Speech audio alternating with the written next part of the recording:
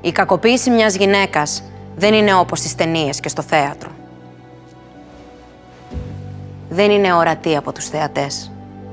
Η αληθινή κακοποίηση γίνεται αθέατα, πίσω από κλειστές πόρτες, χωρίς να βλέπουν οι άλλοι. Κάθε επόμενη φορά ελπίζεις πως όλα θα είναι διαφορετικά, μόνο που πάλι σε περιμένουν χτυπήματα, βία, εξευτελισμός, φόβος που σε παραλύει. Κοιτάς το τηλέφωνό σου. Κανείς δεν μπορεί να καταλάβει. Όμως αυτό το τηλέφωνο μπορεί να γίνει η σωτηρία σου με το πάτημα ενός απλού κουμπιού. Το Panic Button. Τον Απρίλιο του 2023, το Ίδρυμα Vodafone δώρισε το κουμπί πανικού στην ελληνική πολιτεία.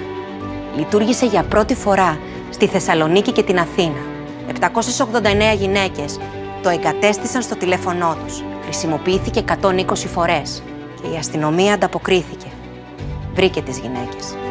Τις προστάτευσε. Κανένα από αυτά τα 120 περιστατικά δεν είχε τραγικό τέλος. Το 2024, το Panic Button επεκτείνεται και σε άλλες περιοχές σε ολόκληρη τη χώρα και μπορεί να βοηθήσει πολύ περισσότερες γυναίκες. Πάρε πίσω τον έλεγχο. Πάρε πίσω τη ζωή σου. Είσαι δυνατή.